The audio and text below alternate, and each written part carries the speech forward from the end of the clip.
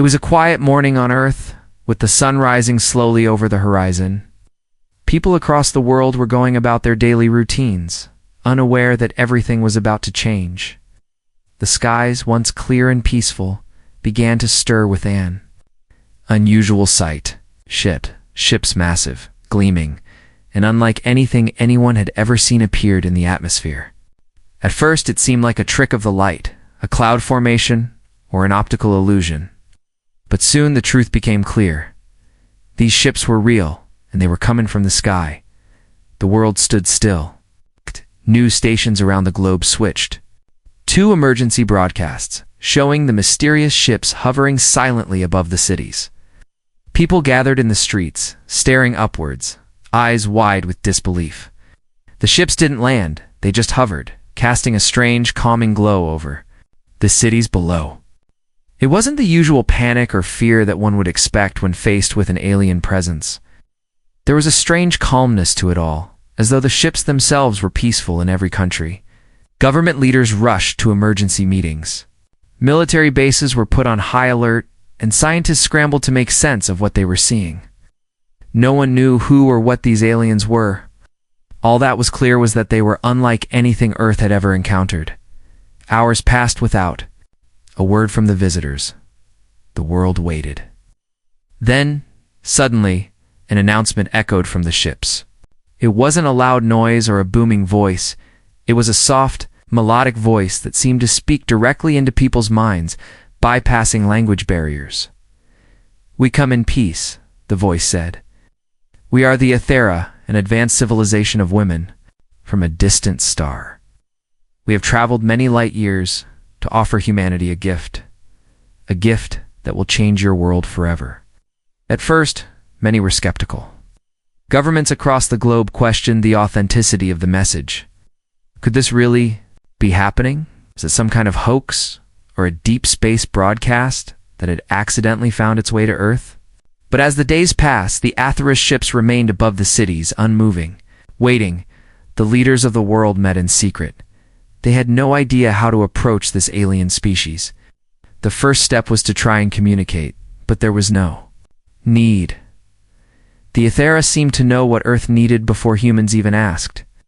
They had brought technology that could cure diseases, reverse climate change, and provide limitless clean energy.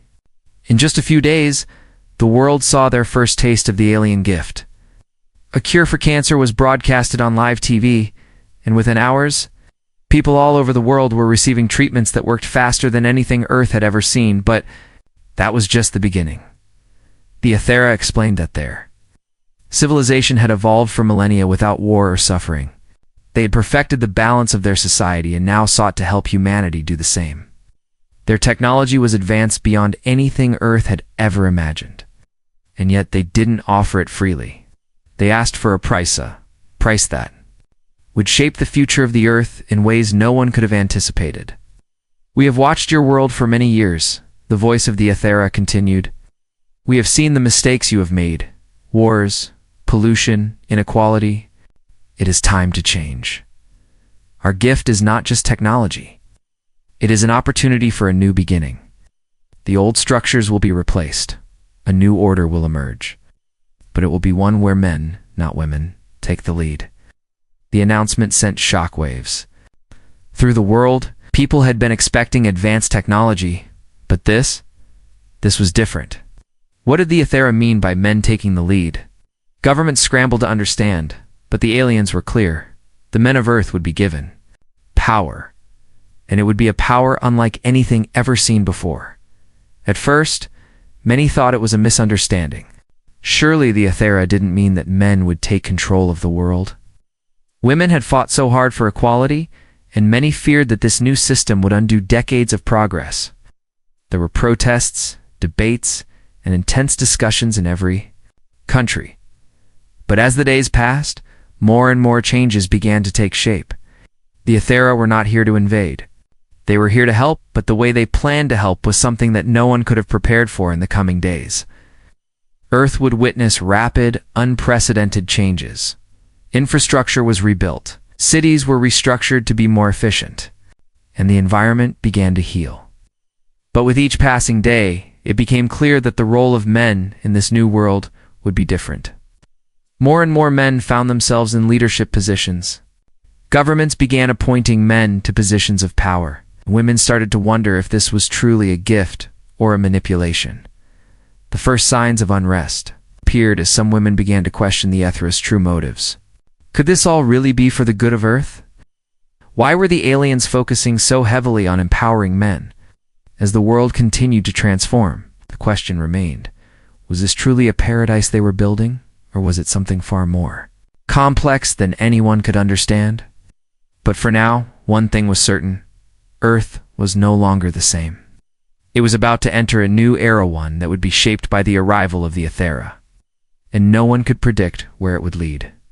The days following the arrival of the Ethera were filled with a strange mixture of excitement and confusion. The world was still in shock from the unexpected visit, but there was something undeniably fascinating about these advanced, peaceful beings. Earth had always wondered if life existed beyond the stars, but now that it was standing face to face with an alien civilization, the reality seemed almost surreal. Leaders of the world's nations met in a series of hurried conferences, trying to decide how best to approach the situation. The United Nations, for the first time in history, called for an emergency assembly. Diplomats from every country gathered, each of them brimming with questions, eager to learn more about the Ethera and their mysterious message. However, the Ethera, in their calm and measured manner, made the first move. They announced that they would not come to Earth's governments directly either. They would speak through a single human representative. The world would have to choose one person to represent humanity in their meeting with the Ethera. It was an unexpected twist, but one that seemed to underline their intent to build a new kind of relationship with Earth. The decision caused turmoil. How could one person speak for the entire human race? Would it be a scientist? A political leader? A celebrity? The debates raged on until a consensus was finally reached. The person chosen was Dr. Alina Silva, a renowned astrophysicist who had long been an advocate for peace and collaboration between Earth and any extraterrestrial civilizations. Her selection was seen as a unifying one. She was known for her intellect, integrity, and deep belief in humanity's potential. The day of the first meeting with the Ethera arrived. Dr. Silva, dressed in a simple yet elegant suit, entered the meeting room, her heart pounding with both excitement and nerves. She knew the world was watching, and the weight of representing all of humanity was a heavy burden. The meeting was held inside a massive, transparent dome that had been erected in the middle of New York City. The Ethera ships hovered in the sky above, but it was their ambassadors. Graceful, otherworldly women with golden skin and eyes that shimmered with ancient wisdom who stood inside the dome, waiting to meet with Dr. Silva. There was an air of reverence as Dr. Silva entered the space. The Ethera were no longer simply visitors. They were now the first of a new age. The women stood in perfect formation, their presence both commanding and serene. Dr. Silva felt small in their presence, yet there was something about them that made her feel like she was stepping into a higher realm of understanding. The Ethera's leader, a tall and regal figure named Zarya, stepped forward and addressed Dr. Silva. Her voice was melodic, but carried an undeniable strength. Dr. Silva, we have chosen you because we believe you understand the true nature of your people. You are a reflection of the potential that exists within humanity, a species capable of both great brilliance and immense compassion. We wish to offer you the knowledge and tools to unlock the best in your world, to guide you toward a future where peace, prosperity, and harmony reign. The words felt heavy, as though the fate of Earth hung in the balance. Dr. Silva listened intently, but a nagging doubt began to form in the back of her mind. She was a scientist, and she understood the power of technology, but she also knew that power, unchecked, could be dangerous. You speak of peace, Dr. Silva responded, her voice steady despite the gravity of the situation. But what exactly do you mean by that? And why do you say that only men should lead in this new world? Zarya's eyes glinted with a knowing light. She raised her hand and the atmosphere seemed to shift around her. Tension in the room eased, and a soft light filled the space. We have observed humanity for millennia, Zarya explained, and we have learned much. We know the struggles of your world, your wars, your inequalities, your disarray. We have come to help you build a society that can transcend these old ways. The power we bring is not just technological, but philosophical. The balance of leadership has been tilted in your world for too long. Men have been oppressed, and it is time for them to lead. We will guide you in this transition. In just 5 years, we will create a paradise on earth, a place where men will take their rightful place as leaders, and all will thrive. The words hung in the air. The implications were vast. Dr. Silva's mind raced. What did it mean to take their rightful place? Is this a new form of gender balance, or was it something far more complicated? As the Athara continued to speak, Dr. Silva realized that their plan was not just about technological gifts, it was about reshaping the very fabric of society. And while the promise of peace and prosperity sounded almost too good to be true, there was a nagging feeling in her gut that something wasn't being fully explained. Dr. Silva nodded, trying to mask her inner concerns with a calm demeanor. I understand. But what about the women of Earth?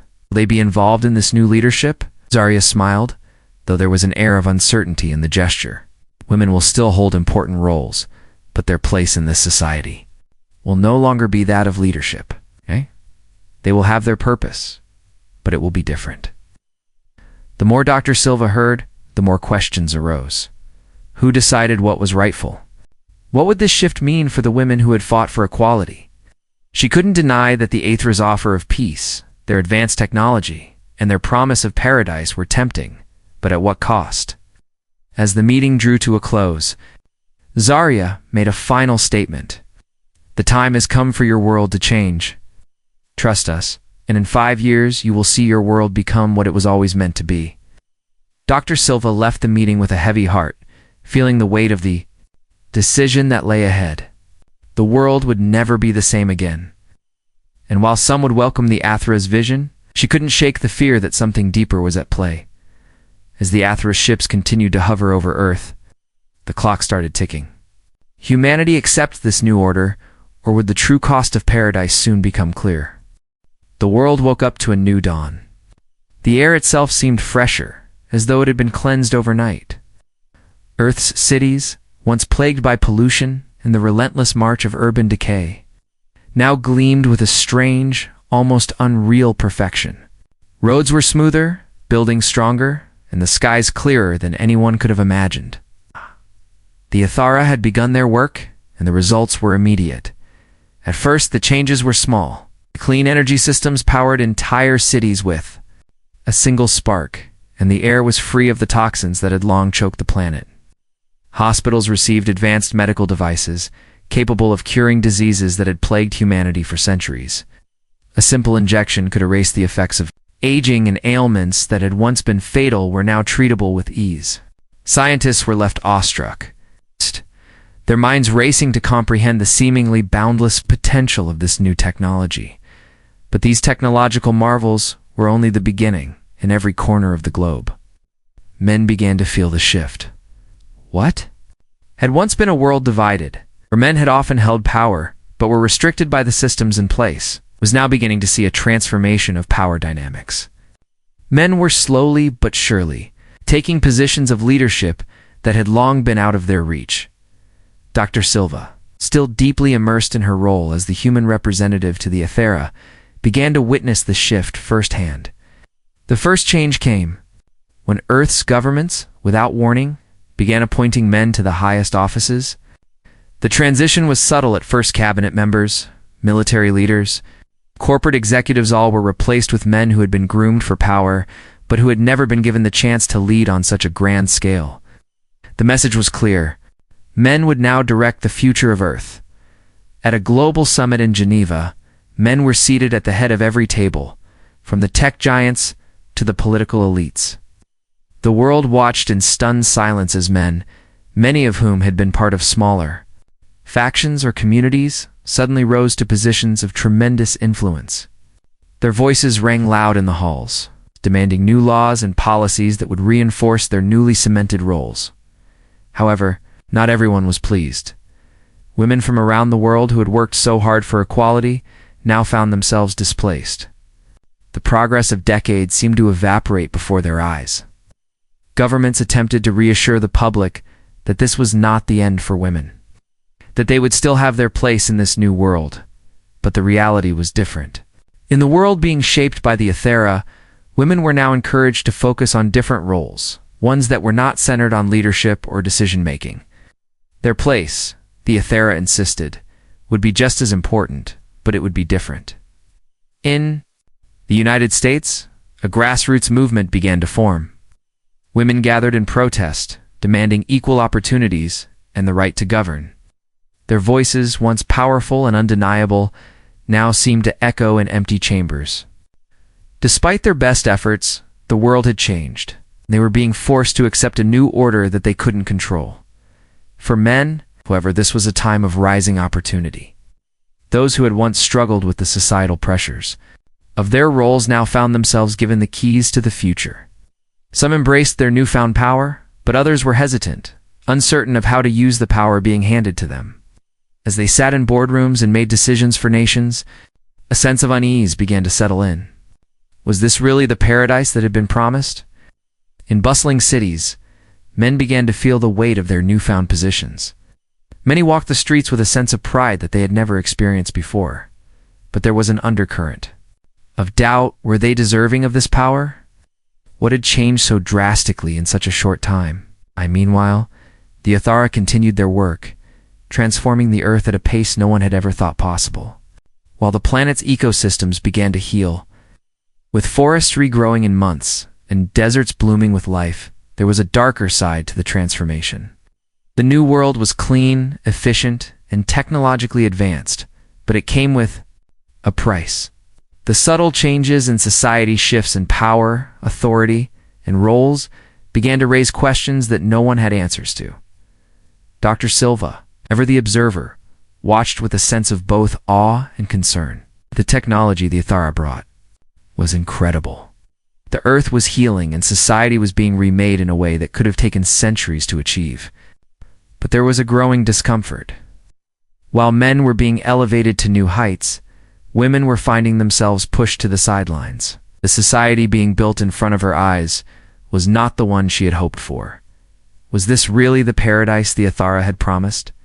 Or was this the beginning of a new kind of imbalance? The transformation had only just begun, but the first cracks were already starting to show.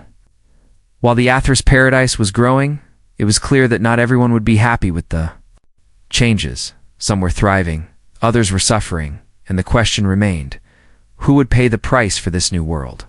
As the days passed, the true consequences of the Aethera's intervention became more apparent. The paradise being built for men was dazzling, but was it sustainable? Would Earth find a way to balance its newfound power, or would the paradise become a prison for those who weren't included in the vision? Dr. Silva couldn't help but wonder if the new world, is for all its promises of peace and prosperity, was simply a new type of control, one that, while different from the old order, still had a price to pay. As the world adjusted to its new reality, cracks began to appear in the seemingly flawless paradise that the Ethera had helped create. Men were rising to power at an unprecedented rate, their roles becoming more entrenched by the day. The promises of a better, more peaceful world were certainly visible. Cities were thriving. Diseases were vanishing, and there was no more hunger. But beneath the surface of this new order, a tension was growing, and it was no longer just a quiet murmur. It was a wave, slowly swelling with force, while men were flourishing in their newfound positions. A growing sense of unrest took root among women, and even within some factions of the male population. The transition was too abrupt, too invasive, and it left far too many questions unanswered. As the years passed, it became clear that the Athera's vision for the future was not universally embraced. The first signs of serious resistance came from women. In cities across the world, gatherings started to form, initially as small protests. At first, the movement was contained to a few vocal leaders. Individuals who had built careers and reputations advocating for equal rights. They had been key figures in the social movements before the arrival of the Ethera, and they couldn't accept being sidelined so suddenly. The question on their lips was simple but profound. Why were men, and only men, entrusted with leadership? It wasn't just a matter of power, it was a matter of dignity. For generations, women had fought for their rights, for their voices to be heard in the corridors of power. Now it seemed as if all that progress had been swept away in a matter of months, all in the name of a better future. Wow. The promise of a paradise, while enticing, had come at a cost that was starting to feel too high. Dr. Elena Silva, who had once been the representative of humanity's fragile hopes, found herself caught between two worlds. As she walked through the streets of the capital, she saw the banners and heard the chants, angry, desperate voices calling for equality, calling for the return of women's rightful place in leadership. She knew she had a role to play in this emerging conflict. She had been the one to broker the deal with the Aethera, and yet she now found herself questioning the very foundation of their plan. Was the world really better off under their guidance, or had it merely traded one form of inequality for another? Protests spread like wildfire. Women, young and old, from all walks of life, gathered in city squares, in front of government buildings, and in the halls of institutions. They demanded equal opportunities, not just in rhetoric, but in reality. The battle for leadership positions, for influence in shaping the future, became the central issue. Women didn't just want a world that was more advanced. They wanted a world where they were treated as equals, with the same opportunities as their male counterparts. But this pushback wasn't limited to women alone. There were whispers among the men, too. As they rose to power, many began to question the nature of their ascendancy. Was it truly their own merit that had earned them these positions? Or was it the Aethera who had placed them there, pulling the strings from behind the scenes? Some men, particularly those from marginalized communities, started to see the change as a new form of control, a way of ensuring that the balance of power remained in the hands of a few. They began to question whether their role in this new world was truly empowering, or if they were simply pawns in a larger cosmic game. The Aethera had promised peace, but in their attempt to create a utopia, they had overlooked one critical detail: balance. The new world, with all its technological marvels, was not sustainable if it left the spirit of equality behind. And now, that imbalance was causing the first true cracks to appear. Governments, in their attempts to maintain order, began to crack down on the growing protests. But even as they did, there was a sense that things had already spiraled beyond their control. The Aethera, who had once seemed so omnipotent, now appeared distant, their purpose unclear. They had brought prosperity, but they had also instilled a deep sense of division. The resistance wasn't just a social movement anymore, it was a global reckoning for Dr. Silva. The weight of her decision began to feel unbearable. She had thought that the Aethera were guiding humanity toward a bright future. But now, as she walked among the protests and listened to the voices of those demanding equality, she realized that the very foundation of their vision had been flawed. A world that empowered one group at the expense of another could never be the paradise they had promised. The future of Earth was now in a state of flux. Men, women, and even children who had grown up with the promise of a better world found themselves questioning what that world would really look like in the long run. Would the Aethera's paradise be a sustainable one, or was it simply a temporary fix to a much deeper problem? As the unrest grew, the question became, would humanity be able to find a new balance on its own? Or would it need to rely on the Aethera's intervention to force the change? The fate of this brave new world lay in the hands of those who were brave enough to challenge the very foundations of the society they were being asked to accept. The struggle for equality had only just begun. And whether men or women, human or alien, Earth was about to see if true balance could ever be achieved. The world that had been so rapidly transformed by the Aethera's intervention was no longer a symbol of hope, but a fragile mirror, cracked in unexpected ways. What had seemed like an unparalleled utopia for some had become a land of growing unrest for others. The technological marvels that had healed Earth's wounds, cures for diseases, environmental regeneration, and clean energy remained. Yet the social fabric that had once been so vibrant and interconnected now felt hollow, empty of its former balance. As the years went by, the disparity between the paradise that the Athara had envisioned and the reality on Earth became increasingly obvious. For men, the promise of power and leadership had come with immense pressure, and the initial sense of pride soon faded. Men had been thrust into roles of power without being properly prepared for them, leaving many to flounder under the weight of responsibility. Some began to feel the sting of guilt, while others became paranoid, unsure of their place in a world where their leadership was seen as both a privilege and a burden. Meanwhile, women, those who had once been the champions of equality and progress now, found themselves battling against an overwhelming sense of erasure. They had been offered the illusion of support, but were largely excluded from the most important decisions of the new world. Women began to form underground movements, not just to reclaim leadership positions, but to ask one central, haunting question: what was the price of this so-called paradise? The Athara had promised a world without war, without disease, and without poverty. They had promised peace, prosperity, and harmony. And, for a time, Earth seemed to thrive under these gifts. But as the years passed, something darker began to take shape. The once strong economies began to falter. The rapid technological advancements began to outpace the social structures that had once supported them. And the Earth, though healed in some ways, began to show signs of its own collapse. The economy, though initially stabilized by the Aetherist intervention, began to show signs of disintegration. The sudden shift in power dynamics left deep scars. With men assuming leadership roles across the globe, wealth became increasingly concentrated in the hands of a few, a new elite class of men, now at the helm of governments. Corporations and industries began to form a class that was growing, wealthier, while the majority of the population struggled to keep up. Those who were not in positions of power, the poor, the disenfranchised, and the women who had once fought for their own rights were now left behind.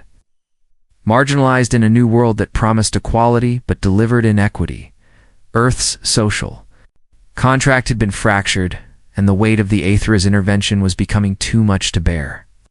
While the planet had been healed in some ways, the balance between technology and human society was now dangerously out of sync. People no longer understood what it meant to be equal, and the true cost of the Aetherish paradise had begun to surface.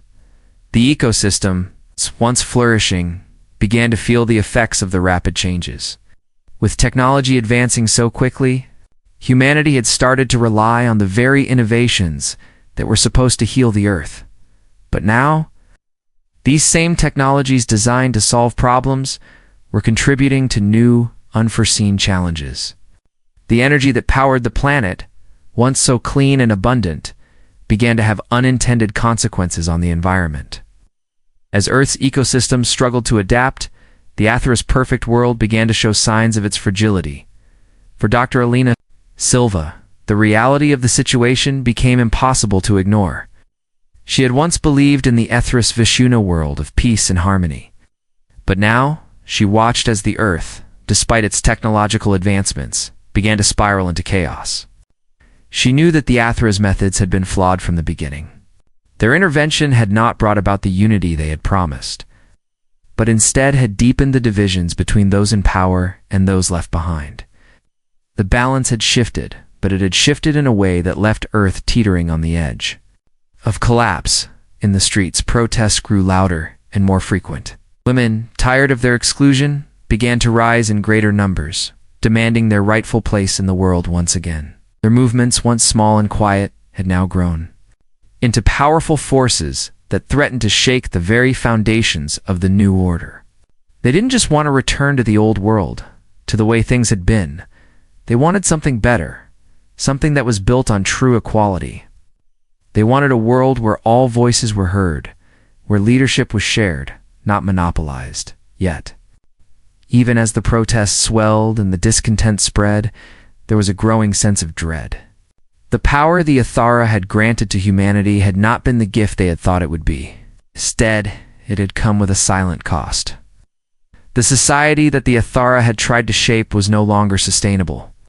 It was an illusion of false paradise, built on a foundation of imbalance and power concentration, the very things that had once made Earth's great its diversity.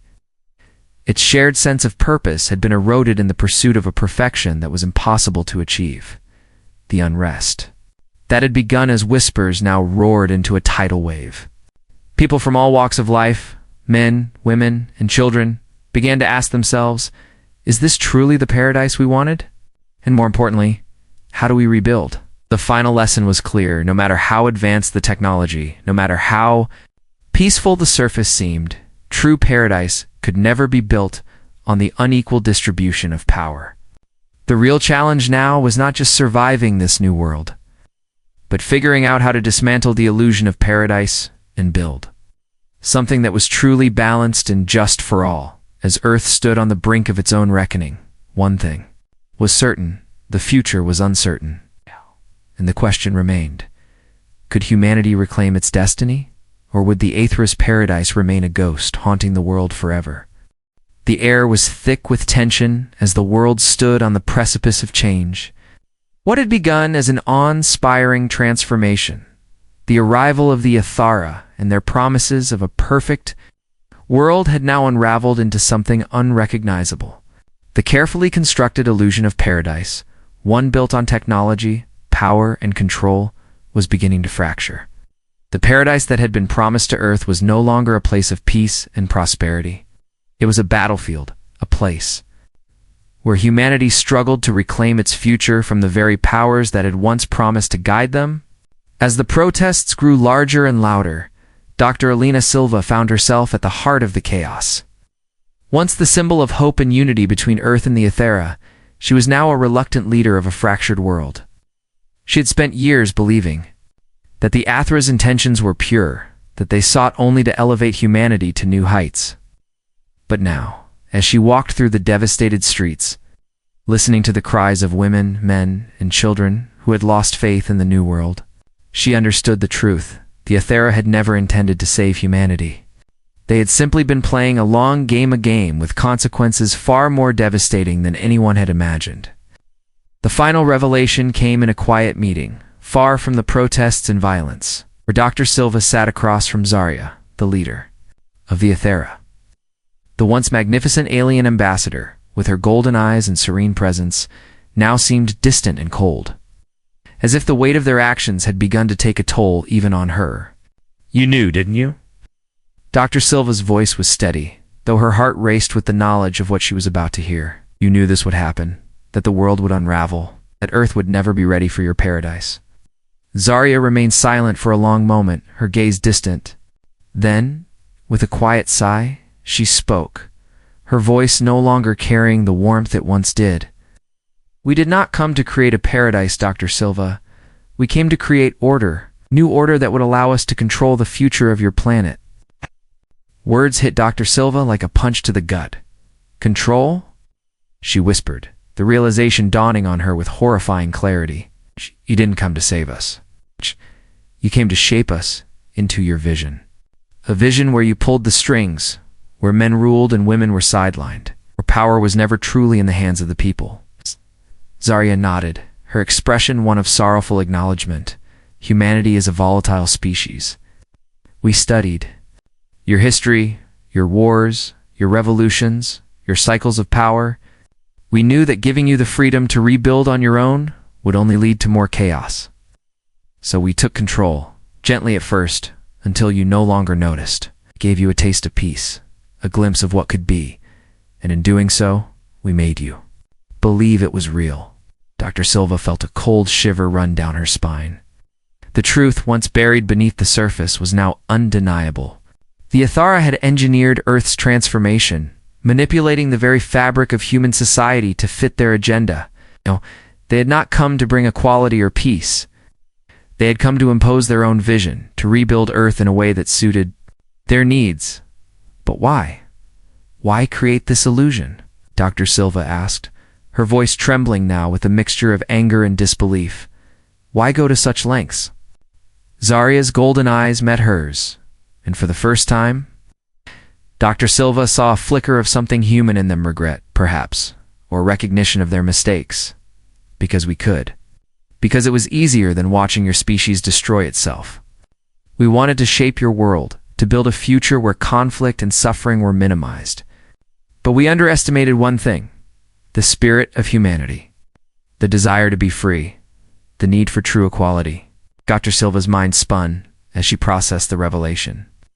The Aethera had not come to save Earth, they had come to manipulate it. Had controlled the balance of power, shifted society's structure, and turned the world into a stage for their experiment. And the experiment had failed. What happens now? Dr. Silva asked, her voice barely a whisper. Zarya looked at her, with a mixture of sorrow and finality. Now you must choose. The systems we put in place cannot be undone with the flick of a switch. You will have to rebuild, to tear down what we created and forge your own path. But you cannot do it alone. You must confront the illusion of paradise and restore balance. Only then will Earth have a chance at true freedom. The weight of her words settled heavily on Dr. Silva's shoulders. The Aethera had offered peace, but they had created a world where only one vision of power could thrive. Now, the world had to find a way to escape from the grip of their manipulation. As she left the meeting, Dr. Silva knew that the real battle was just beginning. Earth had to reclaim its future, to fight for a society where everyone could share in its leadership, its power, and its prosperity. The Aethera's paradise, it turned out, had been a lie paradise built on the illusion of harmony, but ultimately flawed and unsustainable. The true challenge for humanity was not just to defeat the Aethera or undo their control. It was to rebuild a world where every voice, regardless of gender, could be heard, and where true equality was not a dream, but a reality. And for the first time, Dr. Silva felt a glimmer of hope. Oh. The struggle for that future, though difficult and uncertain, was now in humanity's hands. Earth would have to forge its own destiny, one built on its own values, its own strengths, and its own vision. And that journey, she realized, would not be easy, but it was the only path to a world that was truly free. Ask ChatGPT.